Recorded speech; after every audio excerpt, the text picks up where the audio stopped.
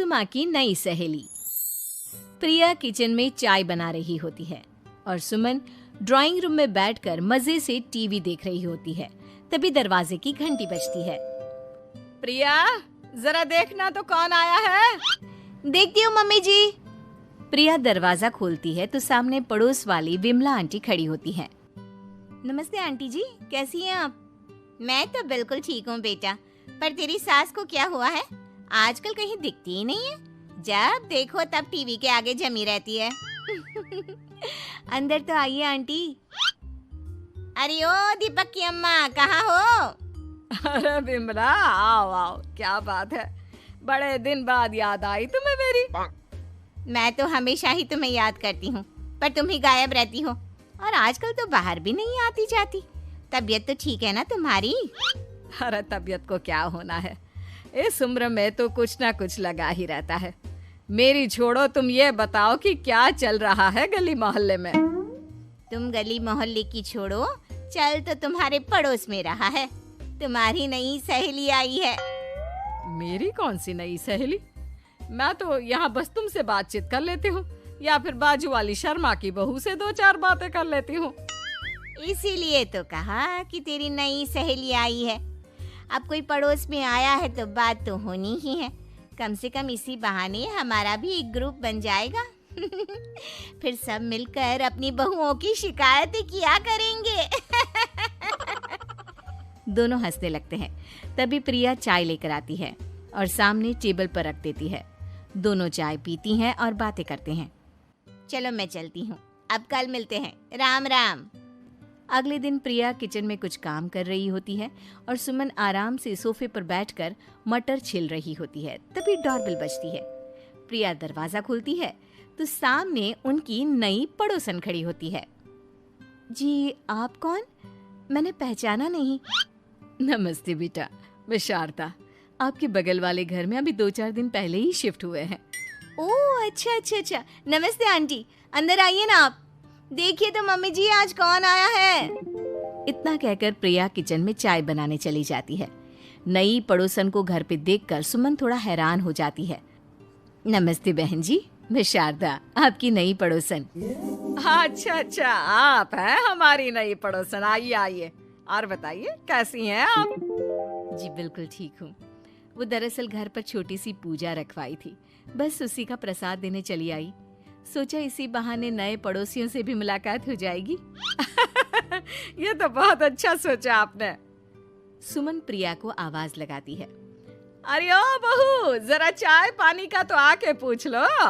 ये आजकल की बहुएं भी ना, जब तक बोलो नहीं तब तक कुछ नहीं करेंगी। आई मम्मी जी। प्रिया चाय लेकर आती है। दोनों बैठकर चाय पीती हैं और खूब सारी बातें करती हैं।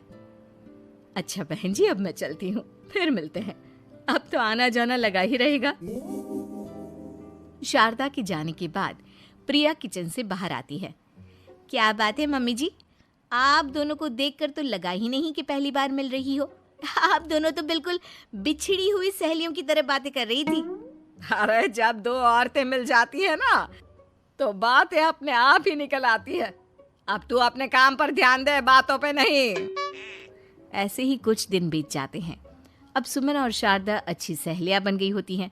दोनों एक साथ मंदिर जाती, मार्केट जाती और कभी कभी तो विमला भी इनके साथ मिलकर खूब हंसी ठिठोली करती। एक शाम तीनों बैठकर सुमन के घर पर चाय पी रही होती हैं कि तभी बहुत तेज बारिश शुरू हो जाती है। सुमन जोर से प्रिया को आवाज लगाती है। प्रिया, ओ प्रिया, देख कितनी तेज बारिश हो रही है। जाके छत से सारे कपड़े ले आ, नहीं तो सब भीग जाएंगे।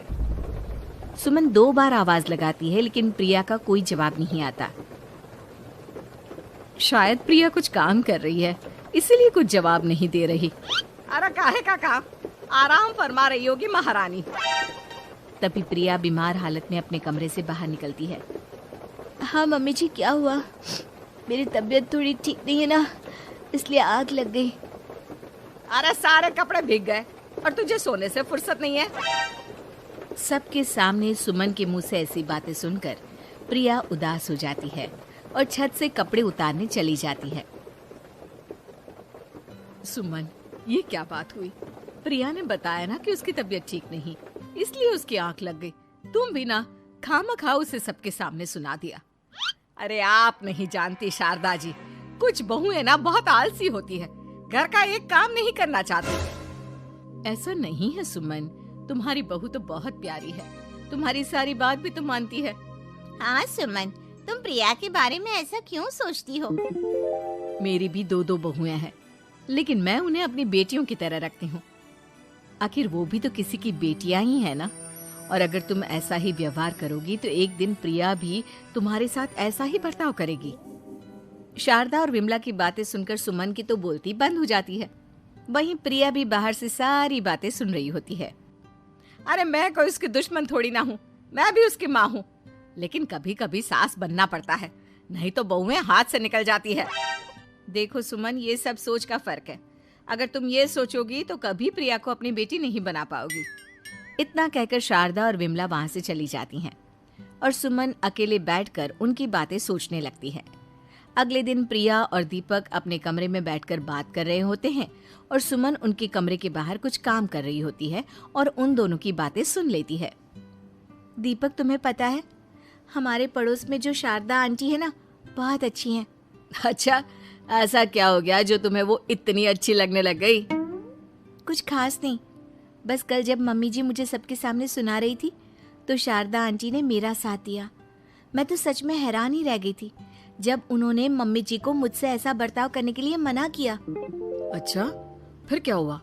होना क्या था, शारदा आंटी तो मम्मी जी को समझा ही रही थी कि बहू को भी बेटी की तरह ही रखना चाहिए, लेकिन मम्मी जी तो मम्मी जी है ना, उन्हें तो मुझ में हमेशा कमी ही दिखती है। काश मुझे भी शारदा आंटी जैसी सास मिली होती जो मुझे भी अपनी बेटी जैसी समझती। सुमन ये सब सुनकर बहुत उदास हो जाती है और वहां से चली जाती है। प्रिया की बातें सुमन के कानों में बार बार गूंज रही थी। उसे बहुत शर्मिंदगी महसूस हो रही थी कि उसने प्रिया के साथ बहुत गलत किया है। अगले दिन सुमन शारदा और विमला को बुलाती है। क्या बात है सुमन, आज तूने ऐसे अचानक क्यों बुलाया? सब ठीक तो है ना? हाँ, सब ठीक है, तुम दोनों बैठो तो सही। तब तक दीपक और उसके पापा भी आ जाते हैं। प्रिया, तुम भी आ जाओ। क्या हुआ मम्मी जी, आपने बुलाया?